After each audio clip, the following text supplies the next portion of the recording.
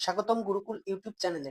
আপনি কি BCS, bank, NTRC, প্রাথমিক শিক্ষক নিয়োগ অথবা বিশ্ববিদ্যালয়ে ভর্তি পরীক্ষার প্রস্তুতি নিচ্ছেন? তাহলে এই ভিডিওটি আপনার জন্য। এই সিরিজে আমরা জানবো বাংলাদেশ বিষয়গুলির সকল টপিক সহজ ও সংক্ষিপ্তভাবে, যাতে আপনি কম সময়ে মনে রাখতে পারেন সবচেয়ে গুরুত্বপূর্ণ তথ্যগুলো। আজকের বিষয় এক নজরে মুজিবনগর সরকার। ভিডিও শুরু করার আগে একটাই অনুরোধ, যদি ভিডিওটি ভালো লেগে থাকে তাহলে একটা লাইক দিন, কমেন্ট করুন এবং সাবস্ক্রাইব করতে ভুলবেন না। আর যদি সাবস্ক্রাইব করে থাকেন তাহলে অসংখ্য ধন্যবাদ। আজকের ক্লাসে আমরা এক নজরে মুজিবনগর সরকারের যে সকল গুরুত্বপূর্ণ ব্যক্তিবর্গ ছিল তাদের সম্পর্কে জানবো। তাহলে শুরু করি আজকের ক্লাস। মুজিবনগর সরকারের রাষ্ট্রপতি ছিল হচ্ছে বঙ্গবন্ধু শেখ মুজিবুর রহমান। মুজিবনগর সরকারের রাষ্ট্রপতি ছিল বঙ্গবন্ধু শেখ মুজিবুর রহমান। ভারপ্রাপ্ত রাষ্ট্রপতি ছিলেন সৈয়দ নজরুল ইসলাম। ভারপ্রাপ্ত রাষ্ট্রপতি সৈয়দ নজরুল ইসলাম। মুজিবনগর সরকারের প্রধানমন্ত্রী ছিল তাজউদ্দিন আহমেদ। মুজিবনগর সরকারের প্রধানমন্ত্রী তাজউদ্দিন আহমেদ। অর্থমন্ত্রী ছিলেন মনসুর আলী। অর্থমন্ত্রী মনসুর আলী। স্বরাষ্ট্রমন্ত্রী এইচ এম কামরুজ্জামান।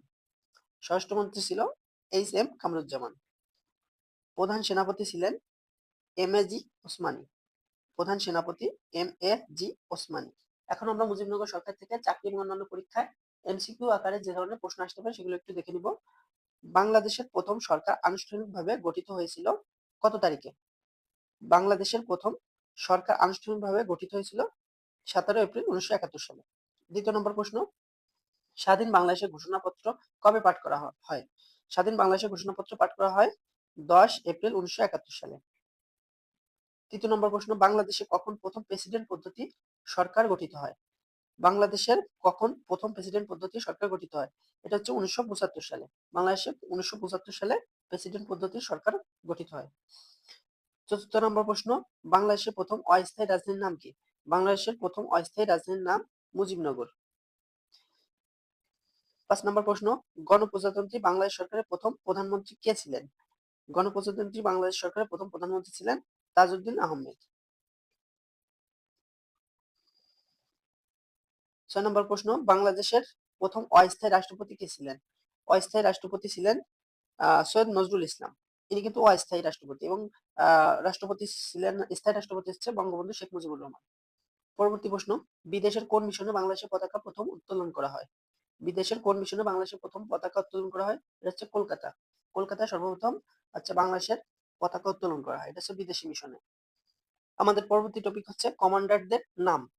দেশ রক্ষাকারী মন্ত্রী ছিলেন হচ্ছেন তাজউদ্দিন আহমেদ। দেশ রক্ষাকারী মন্ত্রী তাজউদ্দিন আহমেদ। প্রধান সেনাপতি ছিলেন colonel M A G Osmani. Chief of staff ছিলেন লেফটেন্যান্ট কর্নেল এম এ রব।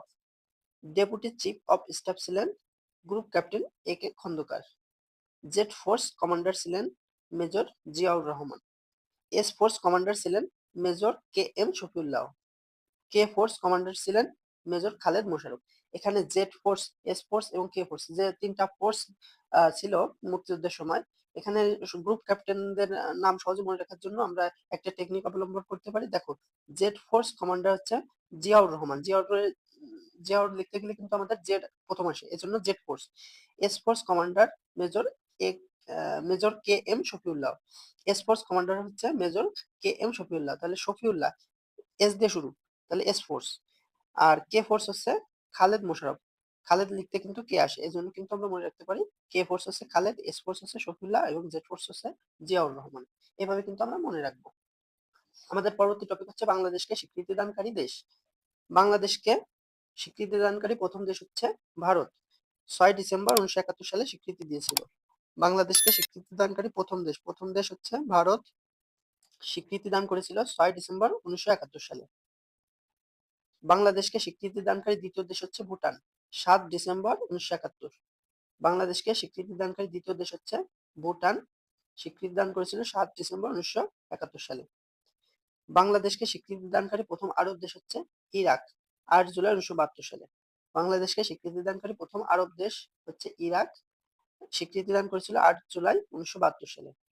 বাংলাদেশকে স্বীকৃতি দানকারী প্রথম অনারব মুসলিম দেশ হচ্ছে মালয়েশিয়া। স্বীকৃতি দান 25 ফেব্রুয়ারি 1972 সালে।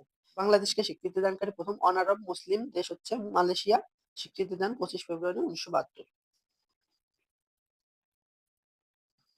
বাংলাদেশকে স্বীকৃতি দানকারী প্রথম আফ্রিকান দেশ হচ্ছে সেনেগাল। স্বীকৃতি দান 1 ফেব্রুয়ারি 1972। বাংলাদেশের স্বীকৃতি দানকারী প্রথম আফ্রিকান দেশ হচ্ছে সেনেগাল। স্বীকৃতি দেন 1 ফেব্রুয়ারি 1972।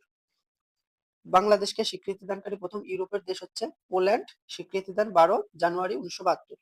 বাংলাদেশকে স্বীকৃতি দানকারী প্রথম ইউরোপের দেশ হচ্ছে পোল্যান্ড, স্বীকৃতি দেন 12 জানুয়ারি 1972। বাংলাদেশকে স্বীকৃতি দানকারী প্রথম সমাজতান্ত্রিক দেশ হচ্ছে পোল্যান্ড, স্বীকৃতি দেন 12 জানুয়ারি 1972। বাংলাদেশকে স্বীকৃতি দানকারী প্রথম সমাজতান্ত্রিক দেশ হচ্ছে পোল্যান্ড, স্বীকৃতি দেন 12 জানুয়ারি 1972।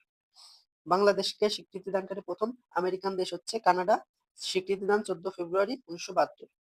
বাংলাদেশকে স্বীকৃতি দানকারী প্রথম আমেরিকান দেশ হচ্ছে কানাডা, স্বীকৃতি দেন 14 ফেব্রুয়ারি 1972।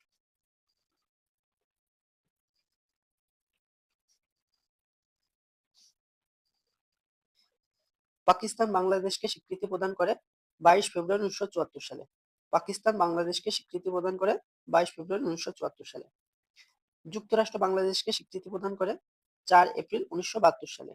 যুক্তরাষ্ট্র বাংলাদেশকে স্বীকৃতি প্রদান করে 4 এপ্রিল 1972 সালে। রাশিয়া বাংলাদেশকে স্বীকৃতি প্রদান করে 24 জানুয়ারি 1972 সালে। রাশিয়া বাংলাদেশকে স্বীকৃতি প্রদান করে 24 জানুয়ারি 1972 সালে। যুক্তরাজ্য বাংলাদেশকে স্বীকৃতি প্রদান করে 4 ফেব্রুয়ারি 1972 সালে। যুক্তরাজ্য বাংলাদেশকে স্বীকৃতি প্রদান করে 4 ফেব্রুয়ারি 1972 সালে। চীন বাংলাদেশকে স্বীকৃতি প্রদান করে 31 আগস্ট 1975 সালে। চীন বাংলাদেশকে স্বীকৃতি প্রদান করে 31 আগস্ট 1975 সালে।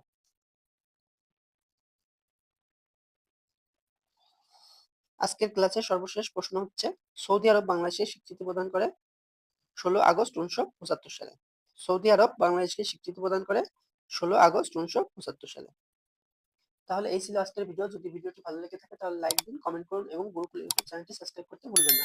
কারণ আমরা আগামী পর্বে বাংলাদেশ বিষয়বলী কোনো একটা গুরুত্বপূর্ণ টপিক নিয়ে আবার ফিরে আসবো। সুতরাং আমাদের সাথেই থাকুন।